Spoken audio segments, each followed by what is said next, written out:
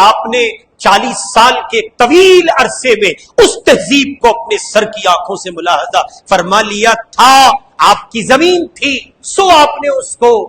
بغور دیکھ لیا تھا, اور نبی کو دیکھنے کی ضرورت نہیں پڑتی ہے کہ وہ مطالعہ کرے, اللہ تعالیٰ کی طرف سے اس کو بتا دیا جاتا ہے. سو آپ کے زیر نظر تھا وہ سارا منظرنامہ. سو آپ نے بتایا, روایت میں ہے حضور علیہ الصلوۃ والسلام نے فرمایا, جو کوئی لڑکیوں کی وجہ سے کچھ بھی آزمایا گیا اور اس نے صبر کیا تو یہ لڑکیاں اس کے اور جہنم کے درمیان حائل ہو جائیں گی. ایک تخیل پیش کرتا ہوں, آپ کے گھر میں بیٹی ہے, اس کی عمر ہو گئی, آپ اس کے باپ ہیں, سماج نے نکاح کو بہت مشکل بنایا ہے, آپ نماز پڑھتے ہیں, غیر اختیاری بلبلا اٹھتے ہیں,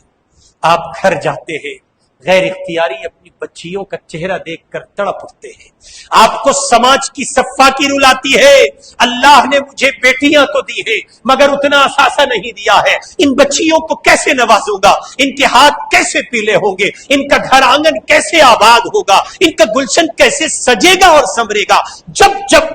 جس ساتھ میں آپ اس فکر کو لے کر کڑھتے اور بے چین ہوتے ہیں, رب کعبہ کی قسم یہ وہی کڑھن ہے, یہ وہی بے چینی ہے, یہ وہی علم کی ہے, یہ وہی کرب ہے, یہ وہی اضطراری کیفیت ہے جس کو اس حدیث میں ذکر کیا گیا ہے. آپ کڑھ رہے ہیں, آپ بے چین ہو رہے ہیں, ادھر آپ کے لیے جہنم کی راہوں کو تنگ کیا جا رہا ہے اور جنت کی راہوں کو آسان کیا جا رہا ہے. اللہ یہ کہہ رہے ہیں فرشتوں سے, میرے اس بندے کو دیکھ لو, بیٹی دینا میرا امر تھا, میں نے اس کو بیٹی دی ہے, یہ میری دی ہوئی امانت پر راضی رہا ہے, خوش رہا ہے, اس نے میری سوغات کو قبول کیا, اس بچی کے ساتھ اس نے محبت کا معاملہ کیا, اس بچی کو اس نے سر پہ بٹھا کے رکھا, عزت دی, بیٹے کو اس نے ترجیح نہیں دی, پرورش کی, پروان چڑھایا. آج یہ بچی عہد شباب کو پہنچی ہے, اس کے پاس وسائل نہیں ہے, اسباب سے آ رہی ہے, میرا غریب بندہ ہے. اللہ یہ کہہ رہے ہیں, گویا تخیل ہے,